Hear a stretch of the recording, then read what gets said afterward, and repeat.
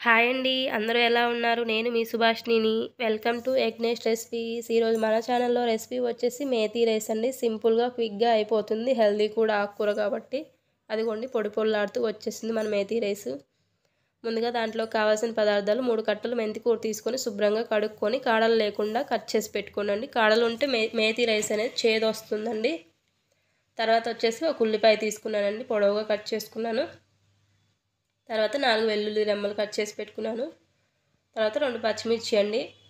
తర్వాత వచ్చేసి ఒక టమోటా అండి, సన్నగా కట్ చేసుకోండి. ఉల్లిపాయలు అనేది పొడవుగా కట్ చేసుకుంటే మన నోటికి తగిలినప్పుడు టేస్ట్ అనేది బాగుంటుందండి. ఉల్లిపాయలు బాగా నోటికి తగిలినప్పుడు తినబుద్ధి అవుతుంది.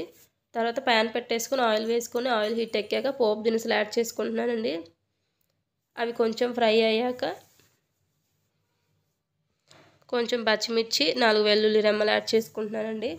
బాగుంటుందండి ఈ మేతీ రైస్ అనేది. కిడ్స్ లంచ్ బాక్స్లోకైనా ఎవరికైనా బాగుంటుంది. పెద్దవాళ్ళైనా లంచ్లోకి ఇలా సింపుల్గా చేసేస్తే బాగా తినేస్తారండి. పిల్లలు అనేది ఆకుకూరలు తినరు కాబట్టి ఇలా సింపుల్గా చేసేస్తే హెల్దీ కూడా కాబట్టి తినేస్తారు ఖచ్చితంగా. లంచ్ బాక్స్ ఖాళీ చేసేస్తారు. అవి వేగాక ఉల్లిపాయలు యాడ్ చేసుకుంటున్నానండి. అవి కొంచెం మిక్స్ చేసేసుకోండి. బ్యాచిలర్స్ అయినా ఎప్పుడు రోజు బయట తిని హాస్టల్లో ఫుడ్ తినబుద్ధి కానట్టు ఉంటుందండి. ఇలా హెల్తీగా అప్పుడప్పుడు ఇలా చేసేసుకోండి, సింపుల్గా అయిపోతుంది. అప్పుడప్పుడు మన హెల్త్ కూడా చూసుకోవాలి కదండి. తర్వాత వచ్చేసి టమోటా యాడ్ చేసుకుంటున్నాను. ఉల్లిపాయలు మగ్గాక టమోటాలు వేయించుకుంటున్నానండి. వేసుకొని కొంచెం పసుపు యాడ్ చేసుకుంటున్నానండి. పసుపు కొంచెం ఫ్రై అయ్యాక మెంతి కూరని తీసుకుంటున్నానండి. పిల్లలకి పెట్టేమాటైతే సన్నగా కట్ చేసి వేసుకోండి. పిల్లలు ఏంటంటే మెంతి కూర అలా ఆకులు తగిలినప్పుడు తినబుద్ధి కాదు. అలా కట్ చేసి వేసుకుంటే బాగా తింటారు పిల్లలు.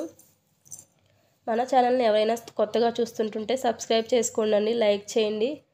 ఇలాంటి మరిన్ని వెరైటీ వీడియోస్ కోసం ఎగ్నేస్ట్ రెసిపీస్ ఛానల్ని చూస్తూ ఉండండి. 2 నిమిషాలు అలా మూత పెట్టేసుకొని ఉడికించుకున్నానండి. మెంతి రైస్ అనేది త్వరగానే ఉడికిపోతుంది ఆయిల్లో. అదిగోండి ఉడికాక కొంచెం బాగా మగ్గిపోయింది మనమే మెంతి కూర అనేది. తర్వాత వచ్చేసి 2 స్పూన్లు సాల్ట్ యాడ్ చేసుకొని మిక్స్ చేసేసుకుంటున్నానండి. తర్వాత వచ్చేసి ఒక 1/2 టీ స్పూన్ గరం మసాలా అండి. గరం మసాలా ఫ్లేవర్ బాగుంటుందండి. ఉంటే యాడ్ చేసుకోండి, లేదంటే స్కిప్ చేసేయండి అండి. నేనైతే మసాలాలు కొంచెం తక్కువే వాడతానండి. తర్వాత వచ్చేసి ధనియాల పొడి ఒక 1/2 టీ స్పూన్ యాడ్ చేసుకుంటున్నానండి. అవి కొంచెం మిక్స్ చేసేసుకొని ఉడికించుకున్న అన్నాన్ని వేసేసుకుంటున్నానండి. పొడి పొడిలాడుతూ ఉడికించుకోండి అన్నాన్ని. అన్నం అనేది కొంచెం ఉండేలా చూసుకోండి. మెంతికూర ఎక్కువ ఉండేలా చూసుకోండి. అప్పుడే హెల్త్ బాగుంటుంది, టేస్ట్ కూడా బాగుంటుందండి.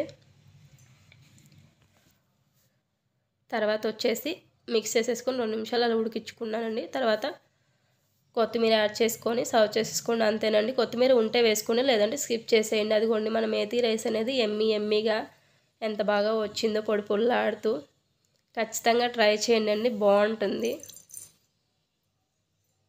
సింపుల్గా అయిపోతుంది కాబట్టి ఎప్పుడైనా హెల్త్ బాగాలేనప్పుడు ఇలా సింపుల్గా చేసేసుకోవచ్చు. హెల్తీ కూడా కాబట్టి ఖచ్చితంగా ట్రై చేయండి. Thanks for watching.